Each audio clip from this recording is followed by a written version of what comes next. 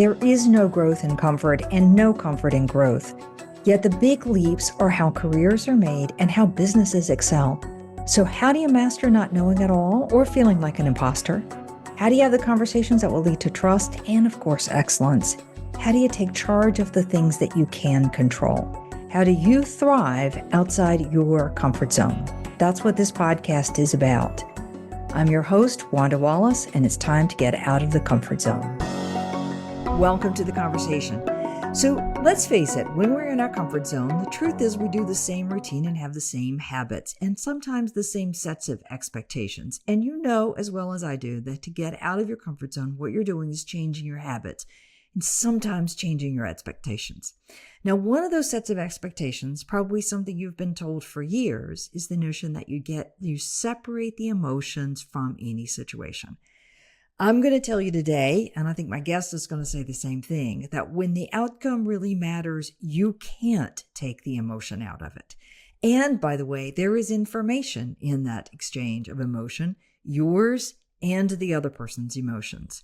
So, in negotiating a solution or in any disagreement about the path forward, there are really 7 tensions or 7 kinds of emotion, and learning to recognize them and use them is going to lead you to a better outcome.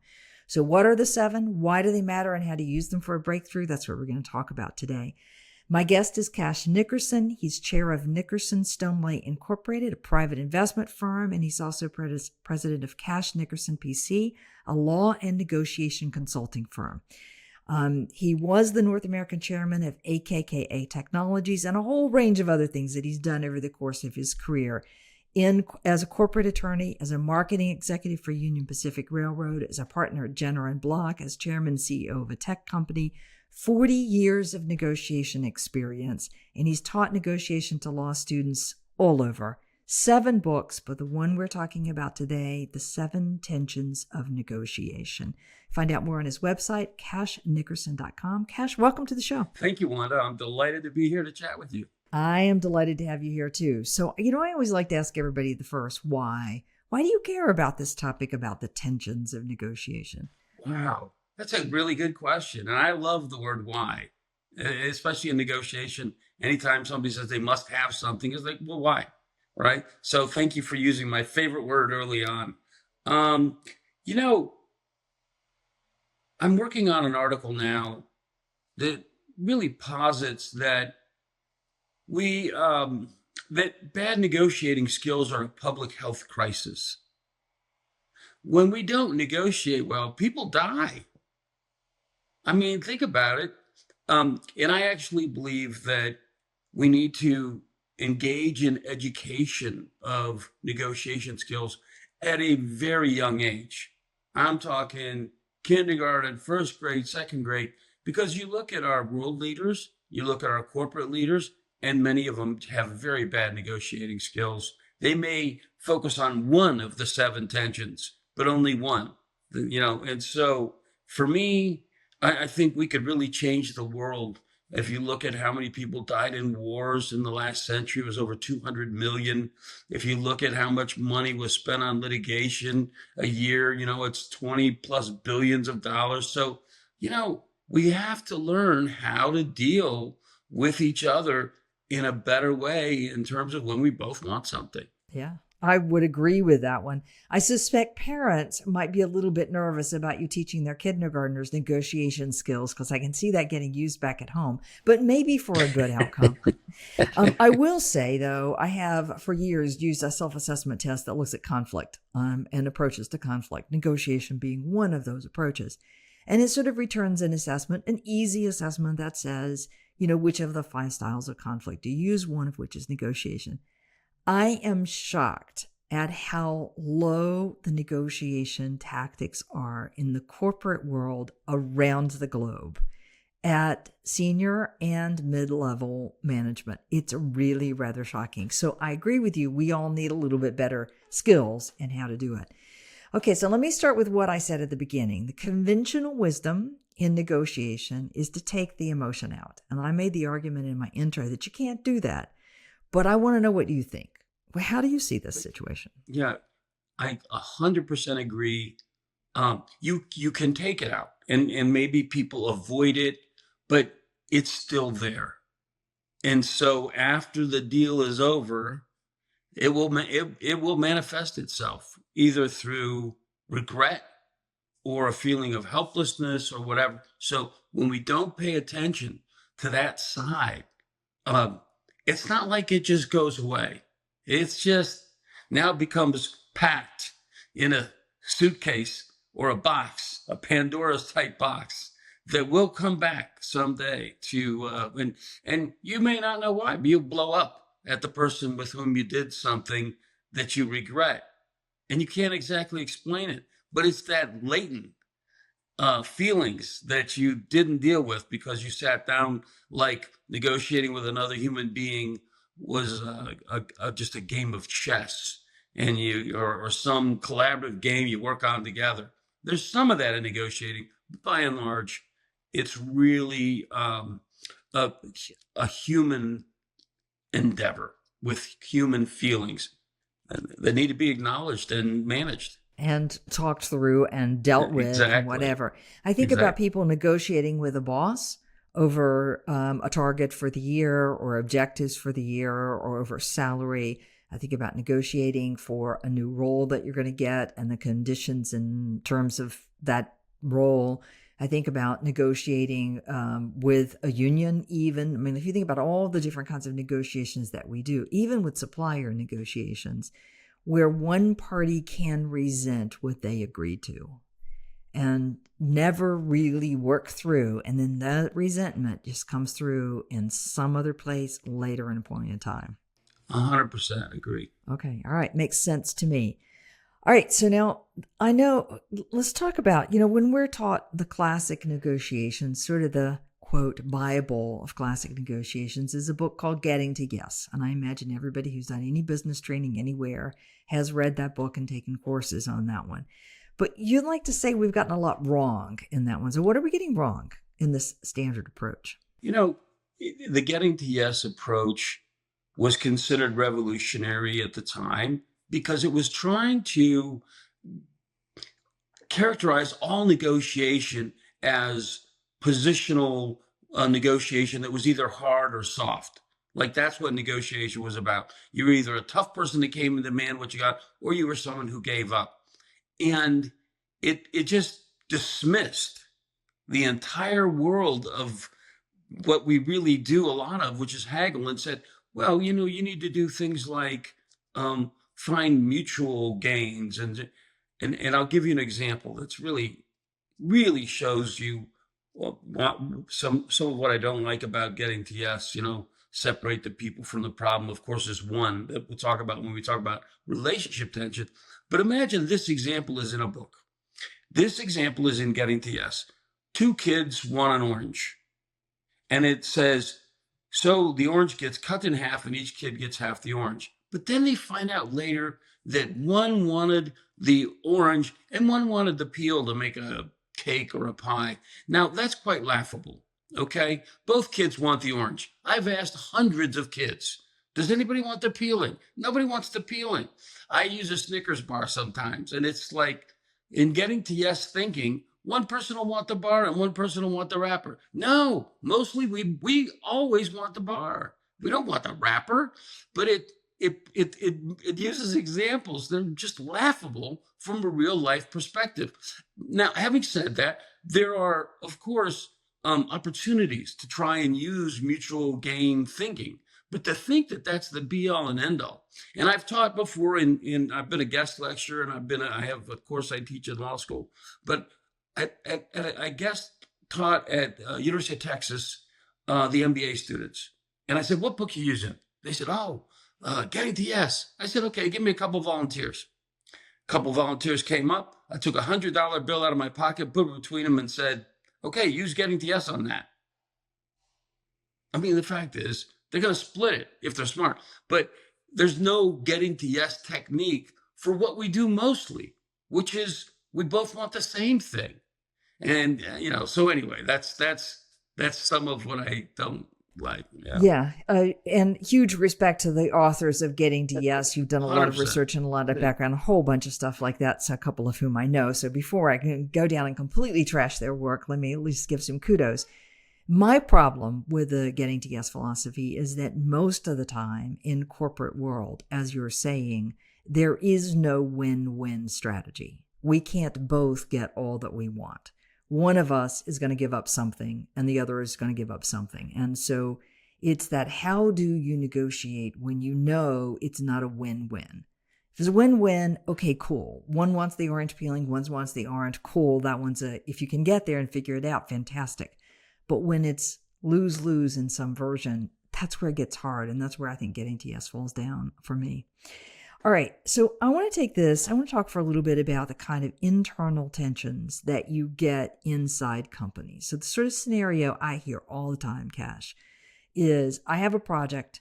I'm trying to get it done. It's really important for my division and for my boss and for me, for my year-end performance and all those wonderful things. And I happen to believe it's the right thing.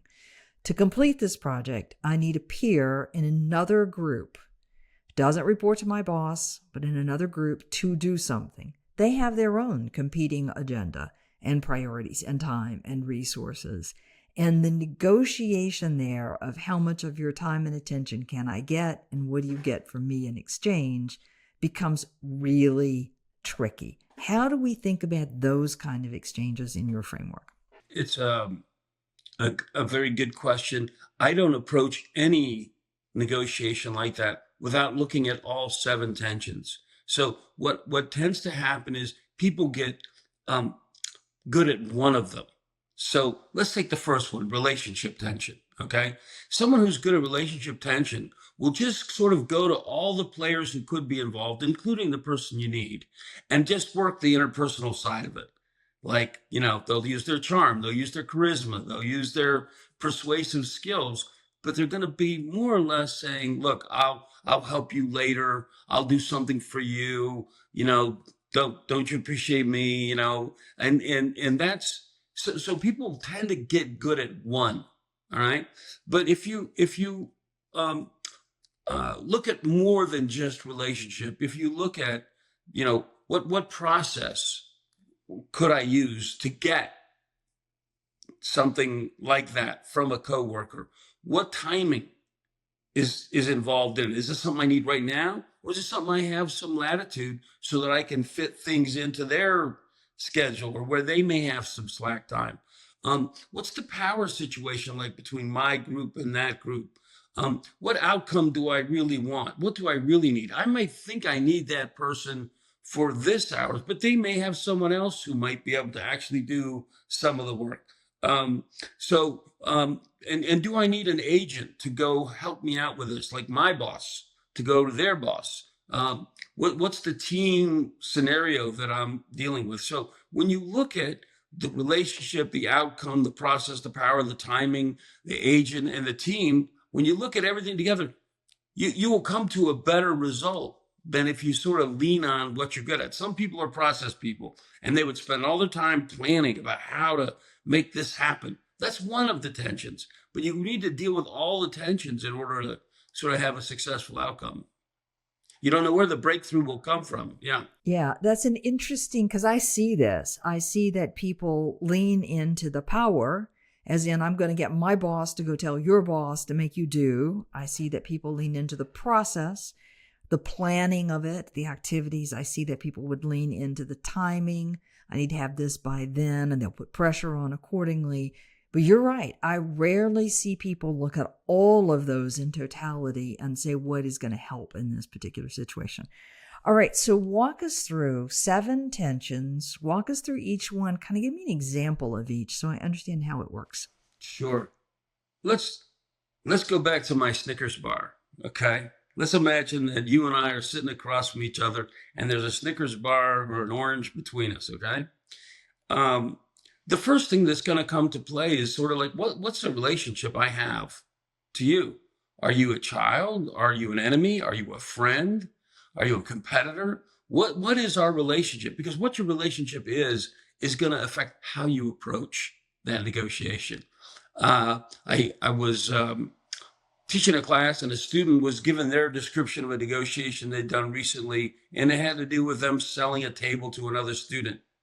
And she was agonizing over whether to, make the student pick it up or whether she would deliver it. And she thought, you know what? I don't want anyone unhappy with me. I'm going to see her in the hallways. So I'm going to have it delivered. So there's a future relationship, and it affected how she approached the negotiation. So relationship matters a lot.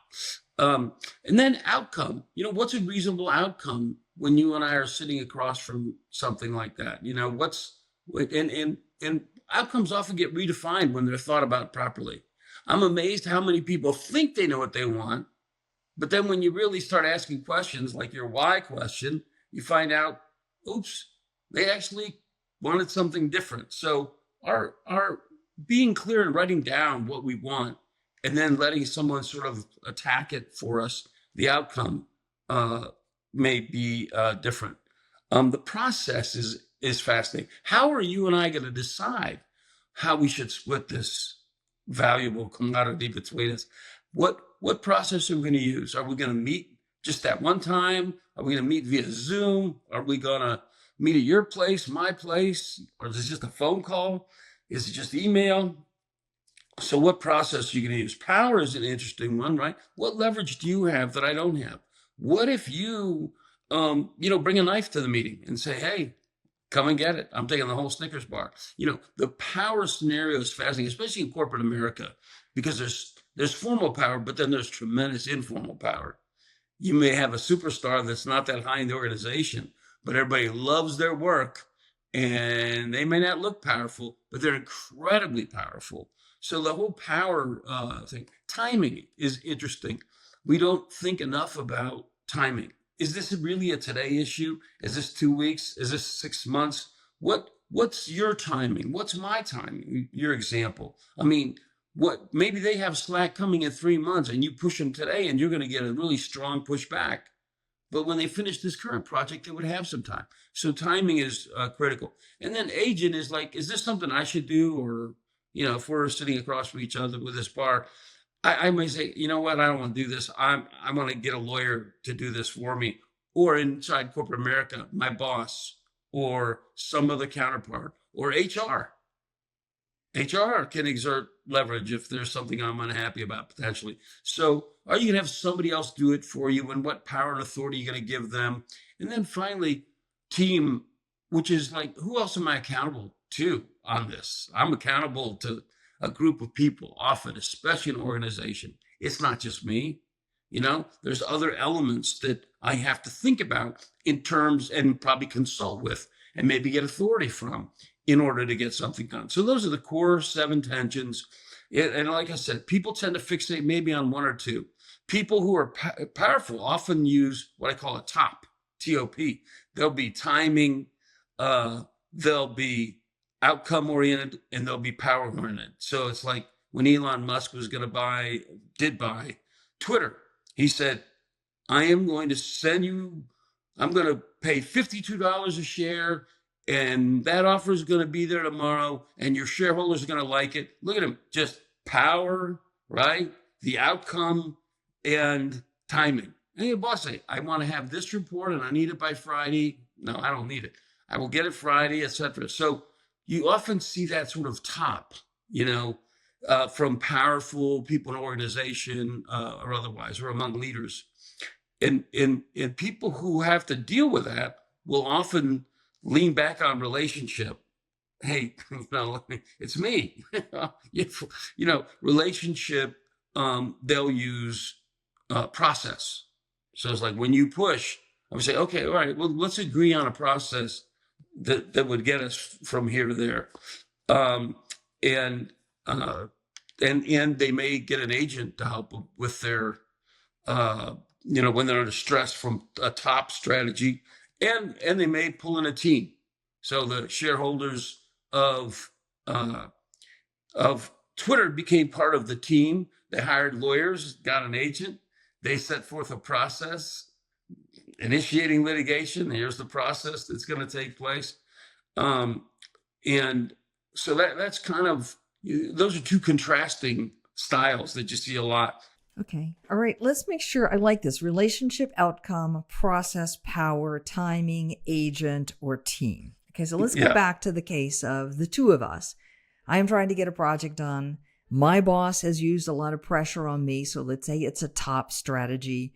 I want this outcome by this particular date, and I'm pressing you with my power as your boss to get it done. So I'm now coming to you as a peer and another part of the organization to try to get you to cooperate with me, in effect. Okay? And you're right. I think my first strategy would be to appeal to the relationship with you. And if I don't have a relationship with you, I'm kind of stuck. Like, you don't really know me. You don't really owe me anything. I've never done any favors for you. Okay, where do I go now? So I've got that one lever. But I'm betting you're a pretty smart person and you see me coming. So you're going to be prepared to, well, Wanda, we can only do so much and yada, yada. Where do we go from there? So I appeal to you as the relationship. Please help me out. Now what? What would you advise as the next move? Yeah, I think the next move is definitely a team move, which is to find others in the organization that do have a relationship that are part of you. So you're going to pull in some help. Don't take this on yourself. It's not just your project. It's a part of you're part of a group, and you need to find commonalities in terms of other members and tie it into maybe their results also, but definitely you need some team building rather than you against them. Right. Because that's right. So and you want to probably use agent as a last resort, but you definitely want to get an understanding of timing, and you definitely want to get an understanding of, in the relationship process, what are the challenges that they're facing? What's their current situation? People are dying to tell you their issues, problems, troubles. And so instead of a push, like, I must have this, it's much more of a like, listen, you would be invaluable to something that I'm working on. And I bet you are the busiest person I've heard from. I'll pick somebody who knows them. I've heard from Joe that, like, you're the busiest person in that department. And, I know it's like a little bit to be underappreciated. And I've been dumped this big project, so getting them on your team, making sure that you're using people that they trust. If you don't have a relationship, you have to build the relationship if you don't have it.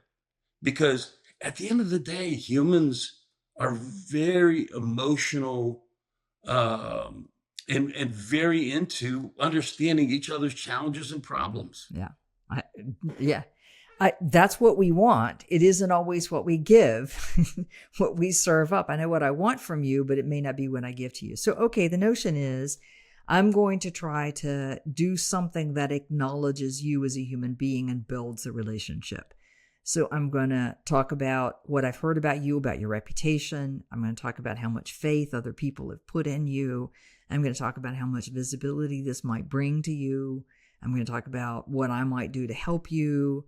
I might lean into the timing and say, okay, Cash, tell me what's on your plate and where can this fit and what kind of timing would work with you, so I could negotiate a little bit there. Now, how do I use process? Well, the process is really for you to figure out how you're going to get from here to there. So as you write a plan, okay, I went to LinkedIn to see who else in the organization they know that I know, who are our mutual connections. So find mutual connections. Okay. Go to my warmest connections among those and say, listen, tell me about this person. How should I approach them? Everyone likes to be approached differently. So you've got to do a lot of intelligence gathering, but this is part of your process. Your process is this. Then your process is, it may not be feasible. Are they in another office? Is this something you're going to do via Zoom? Is there a way to make it personal? Are you going to send them a coffee for a coffee chat over this? So the process is designing how you're going to try and achieve the result of getting their assistance on the project. And yeah. Okay, and I can imagine I might also walk through the process with you if I'm negotiating this with you and say, look, here's my deadline. Here's the pressure I'm getting from my boss. And here are a couple milestones I have to hit. So you see why I'm wanting it when I'm wanting it. And then I'm looking for a way that you can slide into that seems feasible and workable for you. Like it's possible, while I thought I needed that at the front end, I might be able to take it at the midpoint and do something else first. So I can imagine we could also negotiate the timeline on this a little bit. So that is both timing and No, if you have the right conversation with them, okay, then it's easier to go back to your boss and say, look, I know you wanted this by Friday, but there's essential help I need in the organization from Joe or Pam or whoever, Pam. And Pam can get to this, but not until a week from Friday. And so then I'm going to let the boss make the hard decision about whether they want to become the agent and make it happen, or whether they want to live within the parameters that I can deal with my counterparty who I really need help from. So the boss can make the hard decision. You don't have to. We too often take on ourselves hard decisions that really should be somebody else's. Okay, fair enough. But I also am not going back to my boss and saying, I can't do this. You tell the other person to do it. I'm going back and saying, here's what I've discovered. Here's what I know. Here's what I think is going to work. Here's my proposal. Here's my alternative. If you can't live with that, then you have to get involved. So it's a much more proactive a stance to my boss or my stakeholder than just the passive is not working. And I left out this notion of team, that I look at who else cares about the outcome of this or who else is involved and where do those people have a stake in this person being involved, and how do I use that team to get the kind of outcome that I'm looking for, to put a little bit more relationship emphasis on the individual.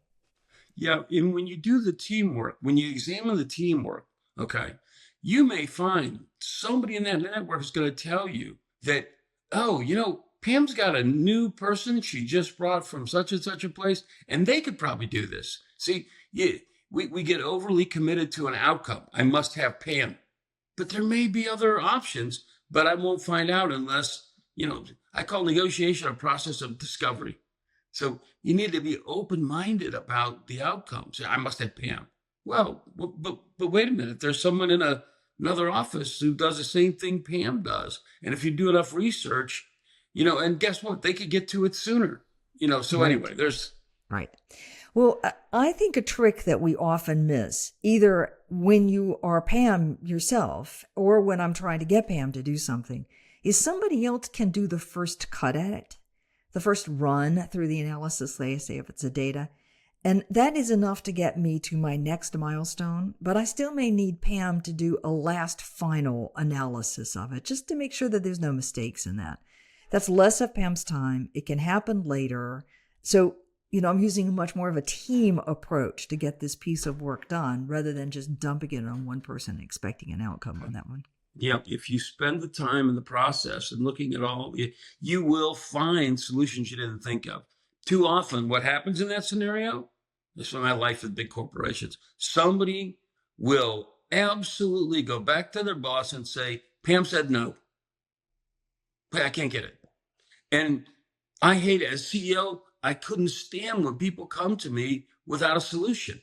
Now, if you come to me and say, Pam can't do it now, but she could do it in 2 weeks. Pam can't do it now, but she's got a protege that is in a position to do the initial work on it. Pam can't do it. Bring me a solution, not give me a job. Okay, now I got to call Pam's boss and say, you know what? We need Pam, and it's important. And, but that's like moving up the silo and then going across and then down the silo instead of breaking down silos. Silos are evil. All right. So I get that I'm working these 7 components: the relationship, the exact outcome I really want. Do I need a precise report? Do I need an estimate?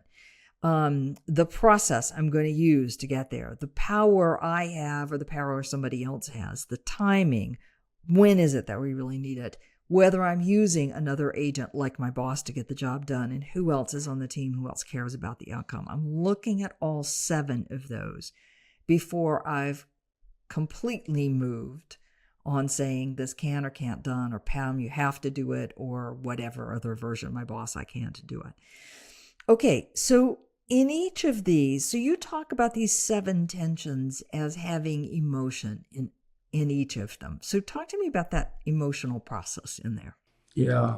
I mean, you hinted that with the relationship because people want to be heard and recognized. Well, each one of these can be used as a sword or a shield. And when they're used, either way, it creates tension in the other party. I have to have it by Friday. That's timing tension. That immediately puts pressure, whether you want to feel it or acknowledge it. We spent our lives under so much pressure, we almost can't tell when we're under pressure because we almost always are. And so when you lose touch with it, you don't have the ability to discern what's happening to you and what's. Okay, guess what? If I say Friday and you don't feel tension, you have it and you're just putting it somewhere else because it's going to create tension. Now there's a deadline. So deadlines cause tension. And you need to be aware because the amount of it probably tells you a lot about whether you really think you can do it or not. And it means you need to sit down and examine it. Okay, oops, that's the, with process, when people often leave out process. And so when there's no process, when Elon Musk says, I will be buying this, it's coming out in the public tomorrow, your shareholders will love it. It's like, wait a minute, aren't we going to dance first? Or are we going to have some kind of, talk about this, And so you'll feel a pressure because you didn't engage in any kind of process. And process makes us more comfortable because it allows us to sort of step through what's going to happen next and such.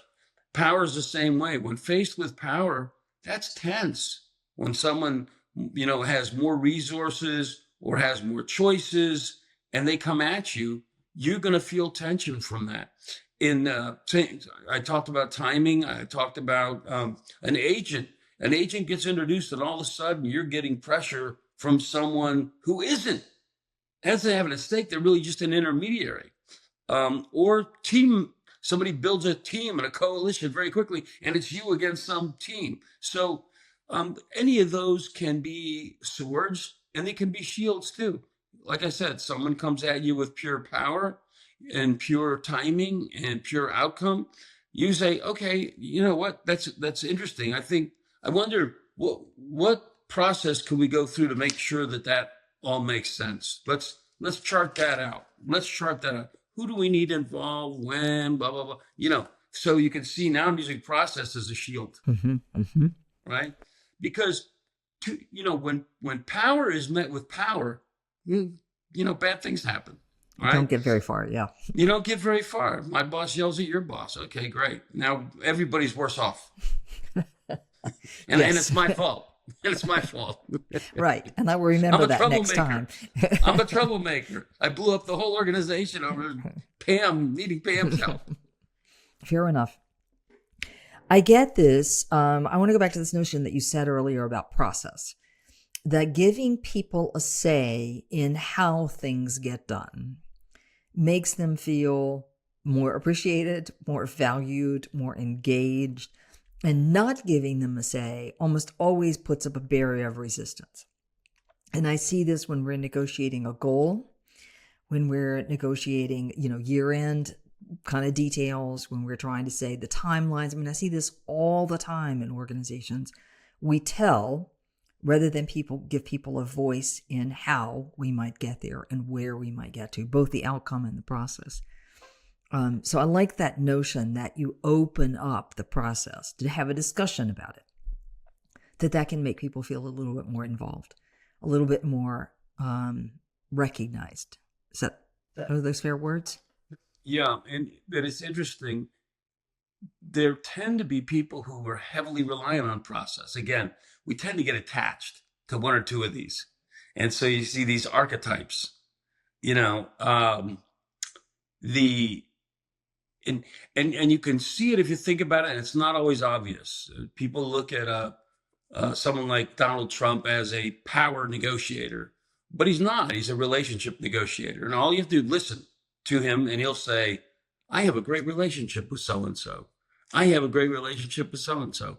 Yes, we'll get this done. I have a great relationship. Just listen. It's not power. It's I'll just sit down with them, and through my charisma and through being me, that's and the same is true in organizations, right?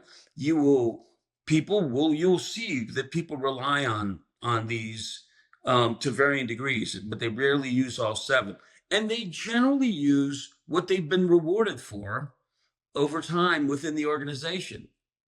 So if they've gotten what they wanted through very careful process planning, that may be the culture of that organization. That's what they're going to lean on in every case. It'd be like, okay, Six Sigma, quality improve, whatever. They're used to a certain process, and they're always going to go through that process. And companies will develop cultures around these negotiating concepts too. And some, I know in the old days at AIG, the big insurer, if two people disagreed, they sort of put them in a room and let them yell at each other. It's like, now that's not something that organizational development people would like, but that was the culture of that organization. It was like whoever was tougher, whoever was stronger. So pure power environment. But yeah. I think I see this as people overusing power, but let me test it with you. Because one of the phenomena I see routinely is we put somebody in a position as the second in command. And the leader is going to say, this is what I want, and you go out and get it. Now, the leader is not going to use their political capital to make that thing happen, because they know trying to make that thing happen using their power is actually going to end up causing enemies in the organization. So they wind somebody who works for them up to go out and charge and get that thing. And usually that person will go out and charge. They push. They put pressure on. I think they're putting pressure on by power. You'll be in trouble with my boss if you don't do this. But I watch them put pressure on by timing. I need this now, right now, and often faster than they actually need it. There's no negotiating in it. It's just, I need it now. Now. And it builds resentment. And pretty soon they have a reputation as being pretty obnoxious to deal with, which doesn't play well the next time they come around to try to get somebody to do something. So give me your reaction, your advice on that scenario. Yeah, it's, I've seen it. I know what you're talking about. And they are definitely derivative power, no question about it. They're assuming they have the same power their boss is going to back them up. And so nothing else matters. They don't care about process. They don't care about, they care about just the outcome and power, right? And maybe timing is thrown in there. This is the typical, that person has a problem that needs to be pointed out to them, which is they're not going to be in that position forever. What senior people tend to do is they take that, super assistant, nowadays we call people chief of staff or whatever, and then they're going to be put in charge of something, and now in a different part of the organization without the cover any longer of that boss. And so then they'll have to use these other things. They'll have to use process. They'll have to use relationship. And so I would develop a relationship with that person that allowed me to imagine their future in the organization and not just this instant, and to get them to see that people come and go. Their boss may go. They will be put in a different position someday. And I would pull them into a team that they're more likely to be part of later, so that they can see and understand how things get done, what the culture is that they may be breaking and violating, future relationships that will be important to them. What people tend to do instead is ostracize that individual. They're not invited to lunch. They're not invited to parties. They're despised. And then they're shocked when they get put somewhere else in the organization and they can't get anything done because they're hated. So very important to get them out of that cocoon, out of that bubble, and get to know the organization. And you're doing them a favor and the organization a favor. I have a lot of these that I see at the moment in my coaching practice, and one in particular who has a lot of power in the organization, but has always used power, timing, An outcome, probably. and a little bit of outcome. I think they use those press. They always get what they want. But funny, we don't tend to keep that person, even in a senior level position, around for too long. We keep them there long enough to get the thing fixed that I think is broken. And then when I get it fixed, I need them out of there because nobody wants to work with them anymore, and off to the next job. And it's just, I see it all the time. You also explained something to me, Cash. Again, another coaching scenario from years ago where the team said, yes, we commit to getting X for the boss together by 2 weeks from Friday. Okay. And then the person who's kind of gathering all of this and making sure all of this happens and reminding everybody about it, the chief of staff in this particular case, sends out reminders. Remember you said, remember you said, remember you said. And the team is furious about this behavior because the reminders are just pressure on timing. Now, granted, they agreed to it, but what the team wanted was more process-oriented and more relationship-oriented. What the team wanted that person to do was to come to them and say, look, I know you agreed a week from Friday. I also know we had this big emergency that came in. Can you still make it? What does a reasonable timeline look like for you? And I think if I'm understanding, that is process and time and a bit of relationship. That the most common and best reaction to this top strategy is definitely more of a part strategy, and that includes that process, agent, relationship, and team. So you got top, which is this Elon style, and then you've got part, which is like, hey, that's a complementary counter. All those four, leaning on the relationship or building the relationship, developing the relationship, maybe pulling in an agent if you need, if it's just a little crazy. This is when people go to HR, when they feel just, okay, this is unreasonable. It may not violate some law, but it's not good for the organization. And so people reach out to HR. And they build coalitions to sort of defend themselves, right? So process, agent, relationship, and team, that part is often the counterpart to the top. Yeah. And with the seven tensions, you have a checklist to look at and say, what am I missing? What else could I do? That's the power of it as a checklist to check yourself. All right. So how do I recognize what somebody is using? How do I get smart at seeing it? You said in Donald Trump's case, we think he uses power, but what he really uses is relationship, because he says, I'm going to sit down and talk to them, and the power of my charisma will persuade them through. And no commentary about yes or no. That's just what he says. All right. So how do I recognize these other tensions when other people are using them? Well, don't presume. Listen. Okay. Right? Like I said, I'll ask every classroom, say, hey, what's Donald Trump? And they'll say power. And I'm like, okay, listen, let's watch these videos. Watch any tape. Watch out. He says, I will have this resolved within 24 hours, maybe even before I take office. And I'll sit down. With someone, you have to just hear the word. You will hear the word relation. I have a good relationship with this one or with that one. So that's listening and asking, right? But some of it, I'll give you another one. Like Jimmy Carter was a president, and obviously in the U.S., he was pure process. When he sat down opposing sides to, really get that great peace deal done, he got down at Camp David. It was all process. He couldn't get Egypt and Israel in the same room, but he eventually did. He took them to Gettysburg. Think about that process. He said, this is what happens if things don't get resolved. He's at Camp David. His Camp David Accord was a perfect example of someone who was extremely process-oriented and used process. You could tell process people because they take out a pen and a piece of paper and they start saying, okay, what are we going to do? That's a dead giveaway for a process person. A timing person always says things like, what's the rush? I mean, timing, what's the, outcome people, what they sound like. It's like, I will have this. I want that company. We're going to buy that company.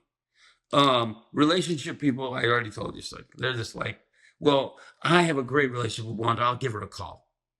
Timing people I talked about, power people I talked about. People like agents immediately think of who else could do this. And people think about team and say, look, I got to talk to Pam. I got to talk to Sally. I got to talk to Joe. I can't do this. Can't do this myself. Yeah. You got to just pay attention because people tend to favor, certainly they're either top or part. And the higher you get in management organization, the more likely you are to be top. Because you look in charge, but you've got a stock price. You've got shareholders. You've got a board that's giving you top. And yet, in some ways, senior executives are just passing on attention that they feel down the organization. But nothing would get done if we just ordered people around, because human beings don't react that way. They're not robots. And so at some level of the organization, people often despise middle management, right? Oh, we need to get rid of middle management. But middle management were like translators. They say, what do they do? What do they get done? They're kind of almost translators between the top people and the part people. Oh, you want this done? Okay. In between the technical experts who could design the process and design the spaceship, okay, is middle management adjusting these priorities, interpreting priorities, upward saying, okay, we can do this, but not that. Downward saying, we got to do a little better. And so that intermediate layer actually has a role. Was the first thing people do is get rid of middle management. But I have come to think of it as kind of an interface between top and part, because your engineers are going to tell you whether the rocket ship can be made, and your top management is going to say it's launching in 6 months, and you really need this cushion in between that's kind of translating, bartering, brokering, negotiating up and down. Anyway, that's my view of the most positive view of middle management. That is an interesting view. It's why they feel like they are in the sandwich between the top and the bottom, or the, people actually executing. But if you think about that in a constructive way, that they take one kind of pressure and move it to a different sort of negotiation, that's actually kind of a useful way to think about your job as a middle manager. Exactly. And to me, it defines skills that you really need to have. You need to be able to recognize these tensions and know the role you're playing. It's another article I'm working on. So what if middle management really had a role? I'd love that one. A role we all valued and could respect. All right. So the logic is I have these 7 tensions. People tend to favor one over the other. Maybe they favor 2. Yeah. I get some characters of people like top management who tend to do 3, which is outcome, timing, and power. I think I got that right. Yep. And what I want to do is to go to the other 7 to counter the pressure that I'm feeling from somebody else putting pressure on me. I'm not going to that to counter it, to use as a shield necessarily. I'm going to counter it as a way of engaging in a different sort of conversation, reaching a negotiated solution. Fair? Yes. Okay. So in that context, you've said, I need to listen. I need to be a little bit more empathetic for where the other party is coming from. But if I am fed up to hear, like I'm done, I don't necessarily like that person. I'm tired of all the pressure that has come down, not just from that person, but from everywhere. How do I get myself into a state where I can actually hear? What's your advice there? Well, I think there's a process to get in touch with your tension so that you don't give up or blow up. Because that's where you're headed if you don't manage your tension. And there's breathing exercises, some traditional forms of, whether you call it meditation or whatever, but you can do some segmented breathing exercises where you tense your muscles as you breathe in and relax them as you breathe out. In through your nose, out through your mouth. and take tension away so you can get back in touch with what tensions you should feel. Again, the key is to recognize, okay, I'm overwhelmed. Step away, get yourself back into a, comfortable state before you engage. It's okay to say, like in negotiations, it's good to take a break. It's okay to say, I need some time. I'll come back. Totally good. You're taking control by doing that. Right. All right. So it's recognizing that I am in a state that is not going to move us forward in a constructive way. I go away and release some of that tension for myself. And you're right, there are tons of different techniques. Maybe going and complaining to your best friend about why you, Cash, are so awful as my negotiating partner is only going to ramp up the tension, but some other things will reduce a little bit of that tension. And then I focus in on where is the tensions, which of the 7 tensions are at play, and which ones can I have now at my disposal to do something with. Exactly. Okay, what if I'm dealing with somebody I just flat out don't like? Yeah. I don't trust, I don't like. What now? Yeah, that's often when people deploy agents. Okay. Right? That's when people hire lawyers. That's when people hire, they say, you know what? It's an enemy. Now you're going to get less of that candy bar, right? Yep. So we're going to be in the room and we're not going to split it half and half. I don't like you. I'm going to go get a lawyer. You're going to go get a lawyer. And they're just going to take a third of our piece. And so you're going to get less candy bar, but then I don't have to deal with you. So the other thing that you can do is, again, look at team. So this is high agent, high team needs, and have somebody who does get along with that person, be the negotiator, be the intermediary, be the person. Doesn't have to be a lawyer or something. It could just be somebody with whom they have a good relationship, because you don't. Right. I often see this, particularly between 2 team members that are at odds with each other, that you need a third party that each team member trusts. It doesn't have to be outside the organization, but it has to be something that each team member trusts, and then they can kind of help them unwind some of those tensions. I think that as well is an interesting one. And I always say, Cash, to people, that person that you're negotiating with that you can't stand, somebody in the organization probably values them, or they would probably be gone. Go find that person, because that's your secret to understanding how to work with them. And adjusting who's in the room, because sometimes great things come out of tension like that.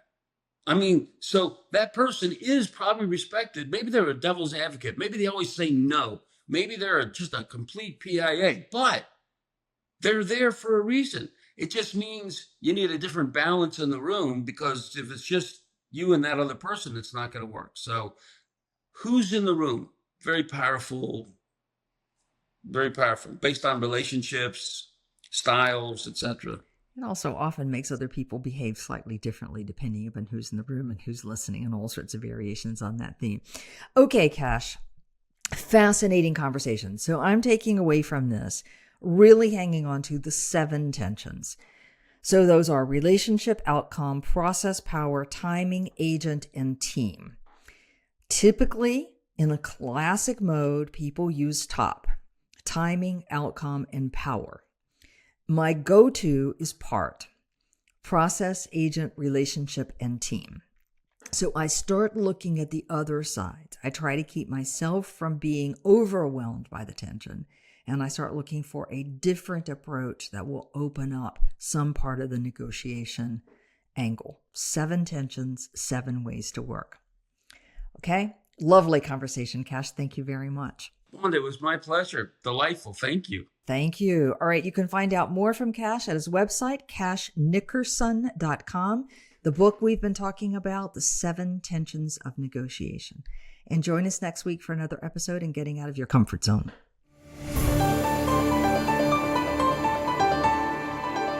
Thank you for joining us today. Tune in for another edition next week with Dr. Wanda Wallace on the Voice America Business Channel. Reach outside your comfort zone this week.